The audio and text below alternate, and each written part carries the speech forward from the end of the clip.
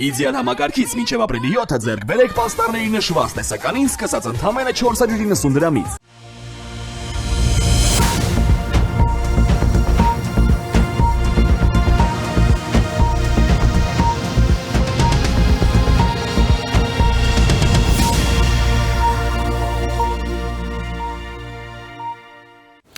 Շարունակում ենք, ես Ժիրայր Ոսկանյանն եմ եւ իմ զրուցակից ազգային ժողովի քաղաքացիական պայմանագիր խմբակցության падգամավոր Լուսինե Բադալյանն է։ Բարև ձեզ։ Բարև ձեզ։ Տիկին Բադալյան, վարչապետ Փաշինյանը առանց անուններ հնչեցնելու մի շարք ուժերի մեղադրում է սեպտեմբերյան պատերազմ պատրաստելու մեջ։ Փաշինյանը պնդում է, որ պատերազմի կուսակցության մասին իր հայտարարությունից հետո այն ավելի է ահագնացել, որովհետեւ այդ բոլոր ուժերը ըստ էության հանդես են գալիս խաղաղության ռևիզիայի դիրքերից, ինչը այդ փաստի բերումով նշանակում է անխուսափելի պատերազմ, ընդ որում ընտրություններից չանցած մաքսիմալ աշնանը, ասում է վարչապետը, նշելով, որ անհրաժեշտության դեպքում կասի, որ ուժերի մասին է խոսքը, հա։ Այսինքն Հայաստանում կան քաղաքական ինչ-որ ուժեր, որոնք կարող են պատերազմ նախապատրաստել, այն էլ սեպտեմբերին, ենթադրաբար հունիսին կանալիք ձեր վերընտրվելուց հետո։ Շնորհակալ եմ հարցազրույցի համար։ Ես կարծում եմ, որ որևէ հայ մարդ, ազգությամբ հայ մարդ, անկախ նրանից Հայաստանի Հանրապետության քաղաքացի է թե ոչ, դժվար թե ցանկանա իր իսկ երկիրը, իր հայրենիքը, իր հարազատներին, բարեկամներին ինքնակամ, այստեղ բանալի բառը ինքնակամն է, հա, պատերազմի մեջ ներքաշելու, բայց հաշվի առնելով այն հանգամանքը, որ մենք լրջագույն այսպես պայքարի մեջ ենք, հատկապես հիբրիդային պատերազմի շրջանակներում, եւ ինձ մոտ տպավորություն է, որ մեր մի շարք քաղաքական ուժեր նույնիսկ չեն էլ գիտակցում, թե ինչով են իրենք զբաղված, իրենք կատարող են, այսինքն ցանկացած միտք, որ նրանք արտահայտում են, դա իրենցը չի, դա իրենց վերլուծության արդյունքը չի, այլ դա մի մեծ պլանի ինչ որ մասնիկ լինելն է փոխշահավետ համագործակցության, հա, շրջանակներում, հիմա նայեք շատ պարզ ես մասում դասավորվածությունը, հա, մենք տեսնում ենք մի շարք քաղաքական ուժեր, որոնք ամեն ինչի պատրաստ են իշխանության գալու համար։ Բարիս ամենալայն իմաստով, ամեն ինչի պատրաստ են, ընդ որում պատերազմը օգտագործել իշխանության գալու կամ իշխանությունից գնալու, սա ամենահեշտ եւ ամենակարճ ճանապարհն է իշխանության գալու եւ միշտ է այդպես եղել եւ ամենուր է այդպես։ Այս իմաստով ես կարծում եմ, որ ուշադրության կարիք ունի երևույթը ընդհանուր առմամբ եւ պարոն վարչապետը կարողացել է որոշակիորեն իր ասելիքը հասցնել ժողովրդին։ Իսկ դրանով դուք մեզ ուղղակի չեք մանիպուլացնում կամ բախեցնում, այդ պատերազմը նախապատրաստում ես են անում, որ կամ պատերազմ կլինի, դրա համար մեզ ընտրեք որ խաղաղություն։ Մենք չունենք այդ վախը, որ մենք չենք ընտրվելու, որպեսզի դիմենք այդպիսի ճղճիմ մեթոդների ժողովրդից ձայն պոկելու կամ քվե գողանալու համար, դա մեր ոճը չէ եւ այդ անհանգստությունն էլ առանձնապես չունենք, այսինքն այնպես չի, որ հաշվարկել ենք մենք չենք անցնելու իշխանություն եւ հիմա նույնիսկ այդ սպառնալիքների եւ շանտաժի մեթոդով մեր գործելավոճը էականորեն տարբերվում է ընդդիմության գործելավոճից։ Այս իմաստով։ Բայց հիշում ենք, ինչպես սկսվեց սահմանազատումը բնակիչների հետ հանդիպում։ Ժողովուրդ ջան, եթե չանենք, մի շաբաթից պատերազմ է լինելու։ Իսկ դա ուղղակի սպառնալիք էր, թե դա այդպես էլ լինելու էր։ Եվ ես կարծում եմ, որ դուք էլ շատ լավ գիտեք, որ դա շանտաժ չէր, դա ինչ-որ կեղծիք չէր, ինչ-որ քաղաքական դիվիդենդ կամ ինչ-որ մի հարց լուծելու համար կամ ինչ-որ մի բան հանձնելու, ինչպես քաղաքական ընդդիմություններ դա ասում, դա հենց այդպես էլ կար։ Եվ մենք ուղղակի միշտ շատ պարզ ենք խոսում ժողովրդի հետ, որովհետև եթե ժողովուրդը այդ պահին կարող էր ամեն կերպ էլ խանգարել, որպեսզի մենք սահմանազատումը չանենք եւ կարող էր լինել այդ պատերազմը, բայց մեր պարտքն է ժողովրդին տեղյակ պահել ինչ է կատարվում։ Ինչ վերաբերում է ձեր թերահավատությանը, թե ինչու է ընդդիմությանը մեղադրում, հա, պատերազմ վարչապետը ինչու է ընդդիմությանը այսպես ասած մեղադրում պատերազմ նախապատրաստելու մեջ կամ որոշ քաղաքական ուժերի, որովհետև սա էլ է շատ պարզ եւ ակնհայտ։ Մենք արդեն որքան ժամանակ է խաղաղության օրակարգն ենք, հա, առաջ տանում եւ ուզում ենք այն հասցնել, մեր նպատակն է խաղաղությունը վերջնականապես ամրագրել եւ այն դարձնել հարատև։ Մենք շատ հստակ ենք ձևակերպել մեր նպատակները եւ դուք տեսնում եք այն ամբողջ սադրանքները, այն ամբողջ դիմադրությունը, որը որոշ քաղաքական ուժերի կողմից մենք հանդիպում ենք, եւ նրանք շատ པարզ հայտարարել են, չէ, որ պիտի վերանայեն խաղաղությունը, պիտի վերանայեն այն ռազմավարական գործընկերությունները, որոնք մենք արդեն հիմնել ենք, միևնույն ժամանակ այլ ռազմավարական գործընկերություններ են հայտարարում, որոնք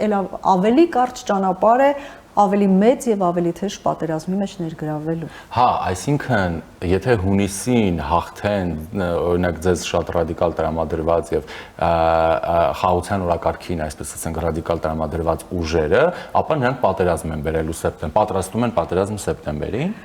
Ես կոմբինացիան եմ ուզում մոտավորապես մազոխիստ են, հաղթում են, դառնում են իշխանություն, գնում են պատերազմ են բերում, որ ինչ լինի։ Իրենք իշխանություն չեն դառնում, որպեսզի լինեն անկախ Հայաստանի Հանրապետության իշխանություն։ Իրենք ունեն բազմաթիվ պայմանավորվածություններ, այսինքն իրենք արդեն շատ պարզ խոսում են այն մասին, որ դեմ չեն, որ Հայաստանի Հանրապետությունը որպես անկախ ինքնիշխան պետություն լինելու փոխարեն դառնա միութենական հանրապետության մաս, միութենական միավորի մեջ մտնել։ Ժողովուրդը կընդդիմանա, փորձ ունեն, կհել են, կջարդեն ժողովրդին, առանց պատերազմի կտանեն, կդարձնեն միութենական պետության մաս։ Եթե դարձան միութենական պետության մաս, այդ միավորը արդեն իսկ պատերազմի մեջ է, այս պահի դրությամբ եւ վերջին մի քանի տարվա ընթացքում ուզած թե չուզած դու պիտի ներքաշվես պատերազմի մեջ։ Շարունակեմ Փաշինյանի։ Ինչպես որ հայրենական պատերազմը Հայաստանը անմասն է մնացել այդ պատերազմից, քանի 100,000 զոհ ունի Հայաստանը, ինչպիսի մեծ արհավիրքներ, ինչպիսի մեծ զոհողություններ ունեցավ Հայաստանը եւ մի քանի տասնամյակ չկարողացավ ոտքի կանգնել այն կորուստներից, որ ինքը ունեցավ այդ պատերազմի ժամանակ։ Դա իր անկախ ինքնիշխան երկրի պատերազմը չէ, եթե մենք շատ անկեղծ խոսենք։ Այս դեպքում սա ամենակարճ ճանապարհն է արդեն գոյություն ունեցող եւ ընթացող պատերազմի մեջ ներքաշվելու։ Այս մյուս տեսանկյունից էլ մենք պիտի դիտարկենք այդ ամենախր։ Հետաքրքիր է, այդ սովետական միության թեման շատ եմ սիրում, բայց որ հիմա սկսենք խոսել, ժամանակը այո, կավարտվի։ Ես մայլի մեջ բերեմ Փաշինյանին, բայց նաև զուգահեռ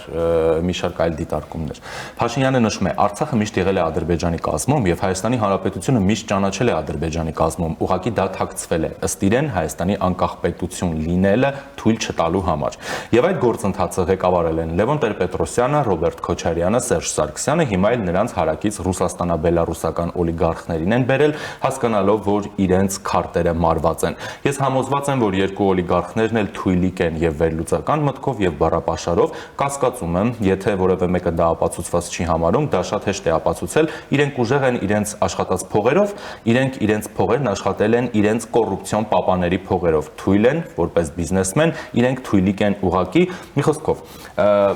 այդ ուր են այդ կոռուպցիոն պապաները։ Կոռուպցիոներներ կամ փաստորեն, որոնք օգնել են ենթադրաբար իրենց որդիներին դառնալ միլիոնատերեր, միլիարդատերեր, որոնք էլ այդ փողերը բերել են հիմա մտցրել են քաղաքական process-ների մեջ։ Որտեղ են նրանց կոռուպցիոներ պապաները։ Ես շատ հետաքրքիր արտահայտություն է, որը տեսեք դուք մի ուղղությամբ դիտարկեցիք, ցավոք սրտի այդ մասը չեմ հասցրել լսել զբաղվածության պատճառով, բայց տեսեք դուք ընթերցում եք, ես այլ ուղղությամբ էի գալիս, ավելի լայն, հա, այսպես տեսանկյունը մի փոքր ավելի այլ անկյունից էի փորձում սա դիտարկել, ովքեր են այսօր քաղաքական դաշտում։ Միանշանակ համաձայն եմ նկարագրության հետ, միանշանակ համաձայն եմ, այստեղ նույնիսկ երկրորդ, ասենք, եթե Սամվել Կարապետյանը ինքնուրույն չի կարողանում խոսել, արհեստական բանականությունն է գեներացնում նրա տեքստ, ոչ միայն գեներացնում, այլ նաև արտաբերում նրա տեքստերը, այլ օլիգարխների պայմաններում բոլորս գիտենք, տարիներ շարունակ մեր ուրախությունն է, այդ ամենը կրկնելը, ինչ որ զվարճանալը այդ տարբեր արտահայտությունների եւ մտքի թռիչքի վրա։ Այս ամեն ինչի հետ ես իհարկե համաձայն եմ, ինչ վերաբերում է կոռուպցիոն պապաների, ես չեմ կարող շատ հստակ մեկնաբանել, դրանք տեղական պապաների մասին են, օտար պապաների մասին են, որովհետև մենք բոլորս շատ լավ գիտենք, կամ բոլորս շատ լավ չգիտենք, բայց այդպիսի մի արտահայտություն կա, չէ, որ պատերազմը ինքը տեղով արհավիրք է, բայց միևնույն ժամանակ որոշ մարդկանց համար մեծ հնարավորություն։ Եվ մենք շատ լավ տեսել ենք, որ 90-ականների պատերազմի ժամանակ, երբ որ մենք բոլորս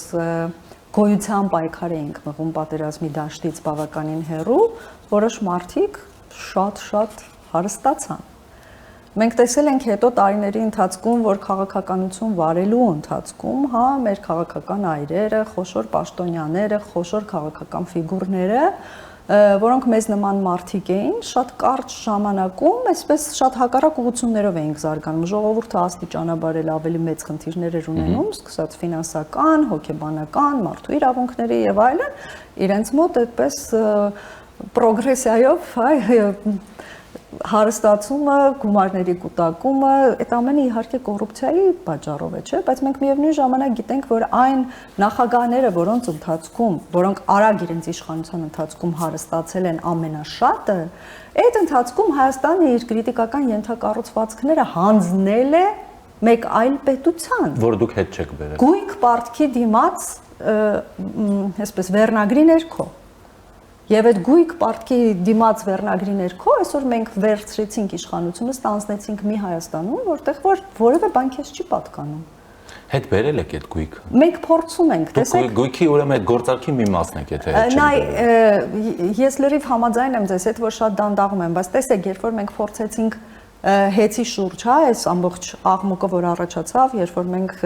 հեծի հետ խնդիրներ չունեցանք, որոշել ենք, այդպիսին է մեր որոշումը, որ պիտի քրիտիկական ենթակառուցվածքները ազգայնացվեն եւ դրանք հետ վերադարձվեն ժողովրդին։ Բայց դուք տեսնում եք ինչ է կատարվում։ Դրա արդյունքում դա դարձավ մի ամբողջ քաղաքական ակցիա, Սամվել Կարապետյանը դարձավ քաղբանտարկյալ, հետո դրանից հետո Սամվել Կարապետյանը այսօր վարչապետի ամենահավանական թեկնածուն է բոլորի համար, չնայած որ դա անհնարին է, նա որևէ դեպքում չի կարող դառնալ, բայց Սամվել Կարապետյան քաղաքական ֆիգուր դարձնելու ընթացքում մենք չենք ունենալու իհարկե մենք դա թույլ չենք տա, ժողովուրդը նկատի ունեմ մենք, ոչ թե մենք որպես իշխանություն, ժողովուրդը դա թույլ չի տա իր քվեով դա կկանխի, բայց բոլոր դեպքերում մենք իրանք օգտագործում են Սամվել Կարապետյանի կերպարը, որպես Նարեկ Կարապետյանը ցուցակի առաջին համարը դառնա Հայաստանի Հանրապետության վարչապետ։ Համակարգող։ Չի կարող այդպիսի բան չկա Հայաստանի Հանրապետության սահմանադրությունը եւ օրենսդրությունը դա թույլ չի տալիս, դուք բարբերաբար խոսում եք վարչապետն է լինելու ընտրվելու դեպքում եւ վերջ։ Դուք բարբերաբար խոսում եք մի ուժերի մասին, որոնք այս կամ այն կերպ մաս են կազմել նախկին ռեժիմների հետ, իշխանության այդ թվում, հա, այդ մարդիկ սահմանադրությանը վերաբերվել են որպես մի ատրիբուտ, որը երևի պետությունը պետք է ունենա, այնա մենք էլ ունենք, էլի, բայց մենք գործում ենք այնպես, ինչպես ուզում ենք։ Դրա համար որ ասում եք չի կարող լինել, իհարկե կարող է, եթե դրամաբանությունը դա է։ Եթե իրենք ընտրվեն, իրենք ամեն ինչ կարող են, ինչ սահմանադրություն։ Սահմանադրությունը կպատրեն, կդնեն մի կողմ, ասեն հաջողություն, սահմանադրությունը մենք ենք։ Մենք դրանց լավ գիտենք, կա այդպիսի հավանականություն, բայց ես կարծում եմ, որ վերջին 7 տարվա ընթացքում մեր ժողովուրդը քաղաքականապես այնքան է հասունացել, որ էլ առաջվա պես որևէ մենք սահմանադրության մեջ ինչ-որ բան ենք ուզում փոխել, որը մեր իսկ երկրի շահերից է բխում, 2 տարի է գիշեր-ցերեկ այդ մասին ենք խոսում, հատիկ ժողովրդին համոզում ենք, կարծիքն ենք լսում, քննադատությունն ենք լսում, եւ դեռ այդ process-ը շարունակվելու է եւ ավելի լուրջ եւ ավելի մեծ մասշտաբների է հասնելու, որովհետեւ մենք չենք կարծում, որ ինքնուրույն կարող ենք այդ ամեն, ոչ թե չենք կարծում, այլ մենք իրավունք չունենք Սահմանադրությունը կազմակերպում է, հա, պետության ամբողջ այդ կյանքը վերաբերում է ցանկացած քաղաքացու եւ այդ յուրաքանչյուր քաղաքացին էլ իրավունք ունի այդ սահմանադրության վերաբերյալ իր կարծիք ասել, բայց ասածս այն է, որ մեր ժողովուրդը դրան արդեն սովորել է եւ էլ նախքին այդ հեշտությամբ այս դե լավ է սահմանադրությունը, դե սահմանադրական դատանը, դե այդ էլ չկա, ժողովուրդը դա թույլ չի տալու։ Շատ եք չէ ուրախացել, որ Քոչարյանը վարչապետի թեկնածու է, Նարեկ Կարապետյանը։ Դե ես անկեղծ ասած շատ կզարմանայի, որ յուրահատուկ ինչ որ մի յուրահատուկ ընտրություն կատարվեր, որովհետև քանի որ միևնույնն է ես օրի ավելի ինձ մոտ արմատանում է, թե ինչքան կարծրացած է մեր ընդդիմության մտածելակերպը ընդհանուր առմամբ, կաղապարված է, հետևաբար ակնկալել, որ որևէ յուրահատուկ կամ անկանխատեսելի բան կլինի, իհարկե միամտություն կլինի։ Հիմա էլ կգանք ընդդիմությանը, բայց վարչապետը իր ճեպազրույցում էլի խոսելով անկախության հռչակագրի մասին, դրա կոնֆլիկտածին լինելու մասին, հետո ասաց անհրաժեշտության դեպքում տեքստի առանձին մեկնաբանությամբ արդեն հանդես կգամ, թե ինչու ինչ պիտի լինի նոր սահմանադրության նախաբարում հղումը եւ այլն։ Եվ ասաց,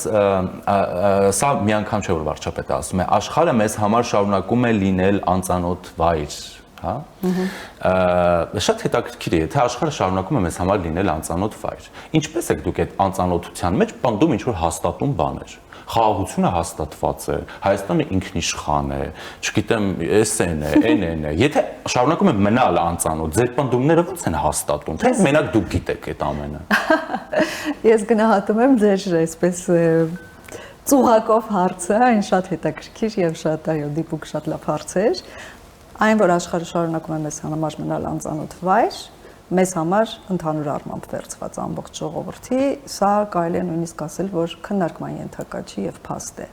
Ինչու, որովհետեւ եթե մենք մի ամբողջ ժողովուրդ չէ, ժողովրդի մեծամասնություն դեռ շարունակում է միջնադարյան սկզբունքներով առաջնորդվել, այսինքն դեռ կարծում է, որ ձիերով եւ սուրերով մենք պետք է այսպես գնանք, պատերազմենք սահմանին եւ եթե այդ սահմանը կարողացանք հատել, ինչպես որ եղել է միջնադարում կամ դրանից էլ առաջ, ուրեմն այդ տարածքները մերն են լինելու, եթե մենք շարունակում ենք կարծել, որ օրինակ, չգիտեմ, մեզ պետք է անպայման հոգեվոր վարչապետ մենք այդ միջնադարյան մտածելակերպով ենք գնում, այո, աշխարհը մեզ համար անծանոթ վայր է, որովհետև այդ աշխարհը արդեն 21-րդ դարում է, այդ աշխարհը արդեն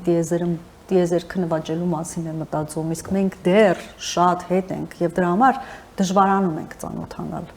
Իսկ երբ որ դու աշխարհի հետ ծանոթանում ես, եւ դա իմիջիայլոց նաեւ շատ եւ օբյեկտիվ եւ սուբյեկտիվ պատճառներ ունի, որովհետեւ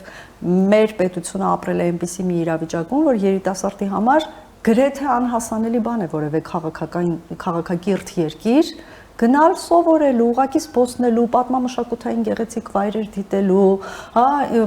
այսպես զարգանալու, դա անհնարին է եղել, որովհետև մենք չունենք այդ ենթակառուցվածքները եւս չենք ունեցել, մենք ունեցել ենք շատ թանկ ավիատոմսեր, մեզ համար վիզա ստանալը հիմա էլ լրջագույն խնդրեմ է, այո, հիմա էլ դրանք շարունակում են մնալ այդ բոլոր խնդիրները, բայց մենք նպատակ ենք դրել այդ խնդիրները լուծելու, որպեսզի աշխարհը այլևս անծանոթ վայր չլինի մեր երիտասարդության համար եւ իրենք հասանելի լինի այդ ամեն ինչը, գնան տեսնեն ու հասկանան, որ պետք է փոխել մտածելակերպը, դիտանկյունը, աշխարհայացքը փոխելու եւ զարգացնելու կարիք ունի։ Շատ լավ։ Մինչև տիեզերքի նվաճմանը, ասես հաղորդակցվելը, ես ամբողջ հոգով, սրտով ցանկանում եմ, որպեսզի այս իշխանությունը ի վերջո օրինակ տրանսպորտային ռեֆորմը կարողանա խելքի բերել, էլի։ Մինչև հասնենք տիեզերք։ Դե հա։ Հա։ Գիտեք, էլի որոշակի փոփոխություններ կան։ Ինձ օրինակ չեն գոհացնում տեմպերը ուղղակի մեր ռեֆորմների։ Թերևս ամենաարագը գուցե մենաշնորհներ, գուցե վերահսկողության պակաս։ Տեսեք, այդ տեմպը ինչ որ բանի հետևանքներով է կամ դանդաղում կամ արագանում, հա, դրա համար ընդհանուր առմամբ այս կողմից ասեմ, տեմպը դրա տակ պետք է բոլորը մտածեն, թե ինչն է դանդաղացնում, որովհետև մենք չենք կարող ասել, որ տրանսպորտի վիճակը ամբողջ Երևան քաղաքում սարսափելի է։ Որոշ տեղերում այն բավականին լավ է, որոշ տեղերում ավելի վատ է։ Դուք այսօր կարող եք գալ եթերի եւ ես դեռ այստեղ չլինեի, որովհետեւ եւ Հանրապետության հրապարակում որոշեցի մտնել մետրո։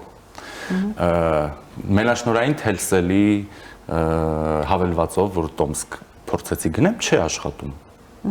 Մետրոյում հարցրեցի, կարող եմ լիցքավորել։ Այսինքն այո, բայց միայն կանխիկ գումարով։ Մի րոպե ասում եմ, բայց Հայաստանը հռչակվել է տարածաշրջանային սիլիկոնյան հովիտ։ Ոնց կարող է տարածաշրջանային սիլիկոնյան հովիտում լիցքավորման համար միայն կանխիկ գումարով լինել։ Չեմ կարող հեռախոսով, հեռախոսին կցված քարտով լիցքավորել, մտնել, հասնել աշխատանքի ժամանակին։